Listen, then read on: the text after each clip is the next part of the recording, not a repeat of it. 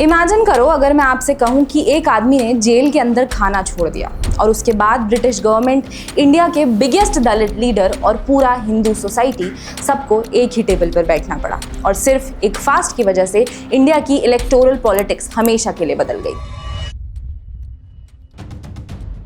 ये स्टोरी दांडी मार्च की नहीं है और ना ही ये स्टोरी क्विट इंडिया मूवमेंट की है। ये स्टोरी है एक ऐसी हंगर स्ट्राइक की जिसके बारे में आज भी हिस्टोरियंस डिवाइडेड हैं। कुछ लोग इसे महात्मा गांधी का ग्रेटेस्ट मॉरल एक्ट कहते हैं और कुछ लोग कहते हैं कि ये इंडियन डेमोक्रेसी का सबसे कंट्रोवर्शियल पॉलिटिकल प्रेशर है। Hello everyone, my name is Damini और हम बात कर रहे हैं इंडिया की हिस्ट्री के उन लैंडमार्क हंगर स्ट्राइक्स के बारे में जिन्होंने सिर्फ गवर्नमेंट को चैलेंज नहीं किया बल्कि लॉज, पॉलिसीज और कभी-कभी पूरे पॉलिटिकल सिस्टम को बदल दिया। और आज हम बात करेंगे शायद हिस्ट्री के सबसे फेमस हंगर स्ट्राइक की। आज जब भी हंगर स्ट्राइक की बात होती है सबसे पहला नाम आता है महात्मा गांधी का।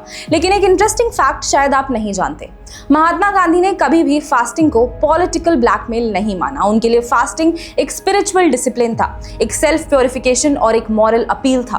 वो बार बार लिखते थे कि फास्ट अपने ओपोनेंट को हर्ट करने के लिए नहीं बल्कि उसके कॉन्शियंस को अवेकन करने के लिए होना चाहिए। उन्होंने अपनी लाइफ में लगभग 17 पब्लिक फास्ट किए, कभी कम्युनल वायलेंस रोकने के लिए, कभी मिल वर्कर्स के लिए, कभी अनटचेबिलिटी के खिलाफ। लेकिन इन सब में से एक फास्ट सबसे ज्यादा कंट्रोवर्शियल बना, वो था 1932 का। 1932 British prime minister Ramsay MacDonald एक अनाउंसमेंट करते हैं, नाम था कम्युनल अवार्ड। इसके अकॉर्डिंग मुस्लिम्स, सिख्स, क्रिश्चियंस और जितने भी ऑप्रेस्ड क्लासेस थे जिन्हें आज हम शेड्यूल्ड कास्ट कहते हैं, सबको सेपरेट इलेक्टोरेट्स मिलने वाले थे।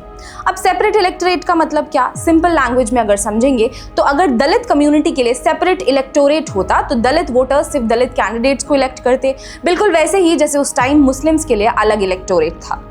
Doctor B R. अम्बेडकर ने इस प्रपोजल को सपोर्ट किया। उनका मानना था दलित कम्युनिटी को इंडिपेंडेंट पॉलिटिकल वॉइस मिलेगी। अपर कास्ट पॉलिटिशियंस उनके रिप्रेजेंटेटिव्स डिसाइड नहीं करेंगे, लेकिन गांधी इस प्रपोजल के बिल्कुल अगेंस्ट थे। और यहीं से शुरू होता है हिस्ट्री का सबसे फैसिनेटिंग आइडियोलॉजिकल क्लैश। गांधी का आर्ग्यूमेंट था कि अगर हिंदू सोसाइटी के अंदर ही अलग अलग इलेक्टोरेट बन गए तो हिंदू सोसाइटी परमानेंटली डिवाइड हो जाएगी। उन्होंने कहा कि मैं अनटचेबिलिटी के खिलाफ लड़ूंगा लेकिन हिंदू सोसाइटी को तोड़कर नहीं। दूसरी तरफ डॉक्टर अंबेडकर का मानना था कि जिस सोसाइटी ने हमें हजारों सालों तक इक्वल राइट्स नहीं दिए, उसी सोसाइटी के भरोसे हम अपनी पॉलिटिकल रिप्रेजेंटेशन कैसे छोड़ दें।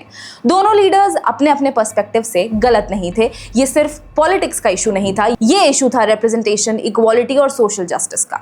और फिर गांधी ने यरवड्डा जेल से अनाउंस कर दिया कि मैं फास्ट अंटिल डेथ करूंगा।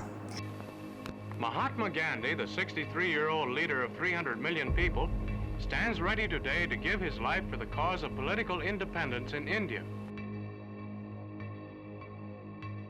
पूरे देश में शॉक, क्योंकि अगर गांधी को जेल में कुछ हो जाता उसका पॉलिटिकल इंपैक्ट अनइमेजिनेबल होता। जैसे जैसे गांधी की हेल्थ डिटेरियोरेट होने लगी, प्रेशर बढ़ता गया, मीटिंग्स शुरू हुई, नेगोशिएशन शुरू हुई और फाइनली 24 सितंबर 1932 एक अग्रीमेंट साइन हुआ। उस अग्रीमेंट का नाम था पूना पैक्ट। सेपरेट इलेक्टोरेट्स हटा दिए गए लेकिन शेड्यूल्ड कास्ट के लिए रिजर्व सीट्स की नंबर इंक्रीज कर दी गई। जॉइंट इलेक्टोरेट सिस्टम भी रखा गया। आज जो लोकसभा और स्टेट असेंबलीज में शेड्यूल्ड कास्ट के लिए रिजर्व्ड कॉन्स्टिट्यूएंसीज हैं, उनकी कॉन्स्टिट्यूशनल रूट्स इसी पूना पैक्ट तक जाती हैं। एक हंगर स्ट्राइक सिर्फ ब्रिटिश गवर्नमेंट को नहीं, डॉक्टर अंबेडकर जैसे विजनरी लीडर को भी नेगोशिएशन टेबल पर ले आई। लेकिन स्टोरी यहां खत्म नहीं होती है। आज भी हिस्टोरियंस और कॉन्स्टिट्यूशनल स्कॉलर्स इस फास्ट को लेकर डिवाइडेड हैं। जहां एक साइड कहती है कि गांधी ने हिंदू सोसाइटी को परमानेंटली डिवाइड होने से बचा लिया, दूसरी साइड कहती है कि ये एक मॉरल प्रेशर था।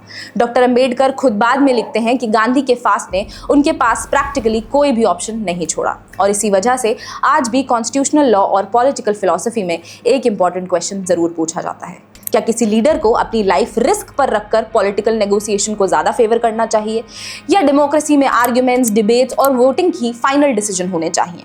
इंटरेस्टिंग बात यह है कि दोनों ही लीडर्स का अल्टीमेट गोल सेम था, दलित अपलिफ्टमेंट, बस रास्ता अलग था। तो आप इस पूरे इंस्टेंस के बारे में क्या सोचते हो, मुझे जरूर बताना। आपकी ओपिनियन मेरे लिए बहुत मैटर करती है और कमेंट में मुझे ये भी बताना कि नेक्स्ट कौन सी स्टोरी सुनना चाहोगे। Till then take care, bye bye and have a very good time.